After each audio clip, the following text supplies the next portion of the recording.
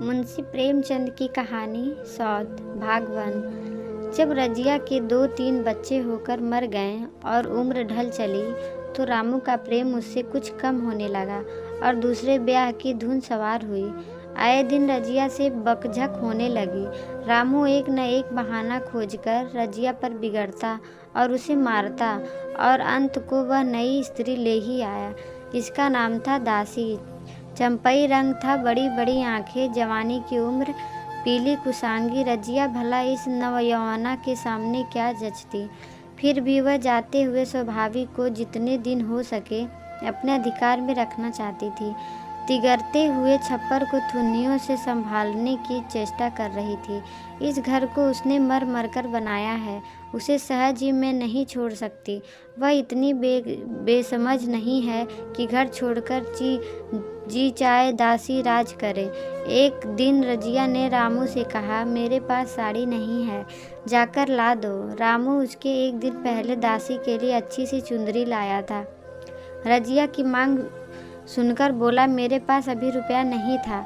रजिया को साड़ी की उतनी चाह न थी जितनी रामू और दसिया के आनंद में विघ्न डालने की बोली रुपए नहीं थे तो कल अपनी चहेती के लिए चुंदरी क्यों लाए। चुंदरी के बदले उसी दाम में 2 साड़ियाँ लाते तो एक मेरे काम न आ जाती। रामू ने स्वच्छा भाव से कहा, मेरी इच्छा, जो चाहूँगा करूँगा। तू बोलने वाली कौन है? अभी उसके खाने खेलने के दिन है। तू चाहती है उसे अभी से नून तेल की चिंता में डाल दूँ? यह मुझसे न होगा। मुझे ओढ़ने पहनने की साध है तो काम कर। भगवान ने क्या हाथ पैर नहीं दिए हैं? पहले तो घड़ी रात उठकर काम धंधे में लग जाती थी, अब उसकी डाह में पहर दिन तक पड़ी रहती है। तो रुपए क्या आकाश में गिरेंगे? मैं तेरे लिए अपनी जान थोड़े न दे दूँगा। रजिया ने कहा, तो क्या मैं उसकी लौंडी हूँ कि वह रानी की तरह पड़ी रहे और मैं घर का सारा काम करती रहूँ? इतने दिनों छाती फाड़कर काम किया, उसका यह फल मिला, तो अब मेरी बला काम करने आती है। मैं जैसे रखूँगा वैसे ही तुझे रहना पड़ेगा। मेरी इच्छा होगी रहूँगी, नहीं अलग हो जाऊँगी। जो तेरी इच्छा हो कर, मेरा गला छोड़। अच्छी बात है, आज से तेरा गला छोड़ती हूँ, समझ लूँगी विधवा हो गई। रामू दिल में इतना तो समझता था कि यह गृहस्थी रजिया की जोड़ी हुई है, चाहे उसके रूप में उसके लोचन विलास के लिए आकर्षण न हो संभावना था। कुछ देर के बाद वह जाकर रजिया को मना लेता, पर दासी भी कूटनीति में कुशल थी। उसने गम्र लोहे पर चोटें जमाना शुरू की। बोली, आज देवी की किस बात पर बिगड़ रही थी? रामू ने उदास मन से कहा, तेरी चुंदरी के पीछे रजिया महाभारत मचाए हुए हैं। अब कहती है अलग रहूंगी।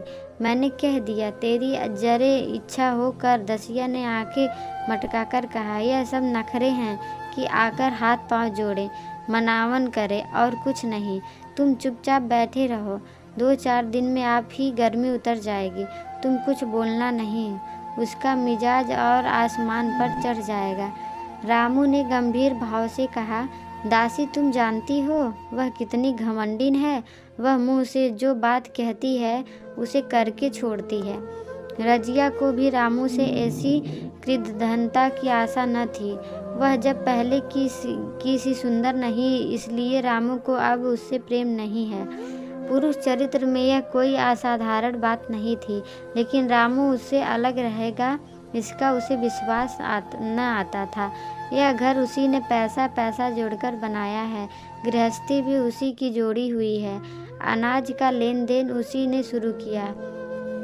इस घर में आकर उसने कौन से कष्ट नहीं झेले, इसलिए तो कि पौरुख थक जाने पर एक टुकड़ा चैन से खाएगी और पड़ी रहेगी। और आज वह इतनी निर्दयता से दूध की मक्खन की तरह निकालकर फेंक दी गई। रामू ने इतना भी नहीं कहा, तू अलग नहीं रह पाएगी। मैं या खुद मर जाऊंगा या तुझे मार डालूंगा, पर तुझे अलग न होने दूंगा। तुझसे मेरा ब्याह हुआ है, हंसी ठंडा नहीं है। तो जब रामू को उसकी परवाह नहीं है तो वह रामू को क्यों परवाह करे? क्या सभी स्त्रियों के पुरुष बैठे होते हैं? सभी के माँ बाप बेटे पोते होते हैं? आज उसके लड़के जीते होते तो मजाल थी कि यह नई स्त्री लाते और मेरी यह दुर्गति करते। इस निर्दयी को मेरे ऊपर इतनी भी दया न आई। नारी हृदय की सारी परवस्था इस अत्याचार से विद्रोह होने लगी। वही आग जो मोटी लड़की को स्पर्श भी नहीं कर सकती, फूस को जलाकर भस्म कर देती। दूसरे दिन रजिया एक दूसरे गांव में चली गई। उसने अपने साथ कुछ न लिया। जो साड़ी उसकी देह पर थी वही उसकी सारी संपत्ति थी। विधवा ने उसके बालकों को पहले ही छीन लिया था, आज घर भी छीन लिया। रामू उस समय दासी के साथ बैठा हुआ था, आमोद विनोद कर रहा था। रजिया को जाते देखकर शायद वह समझ न सका कि वह चली जा रही है। रजिया ने यही समझा। इस तरह तो चोरों की भांति वह जाना भी नहीं चाहती थी। वह दासी को, उसके पति को और सारे गांव को दिखा देना चाहती थी कि वह इस घर से धेले की भी चीज़ नहीं ले जा रही है। गांव वालों की दृष्टि में रामू का अपमान करना ही उसका लक्ष्य था। उसके चुपचाप चले जाने से तो कुछ भी न होगा। रामू उल्टा सबसे कहेगा, रजिया घर की सारी संपदा उठा ले गई। उसने रामू को पुकारकर कहा, संभालो अपना घर, मैं जाती हूँ। तुम्हारे घर की कोई भी चीज़ अपने साथ नहीं ले जाती। रामू एक क्षण के लिए कर्तव्य भ्रष्ट हो गया। क्या कहें, उसकी समझ में नहीं आया। उसे आशा न थी कि वह यूँ जाएगी। उसने सोचा था जब वह घर ढोकर ले जाने लगेगी तब वह गांव वालों को दिखाकर उसकी सहानुभूति प्राप्त करेगा। अब क्या करे। दसिया बोली, जाकर गांव में ढिढोरा पीट आओ, यहाँ किसी का डर नहीं है। तू अपने घर से ले ही क्या आई थी। अब सौद की आगे की कहानी हम दूसरे भाग में बताएंगे।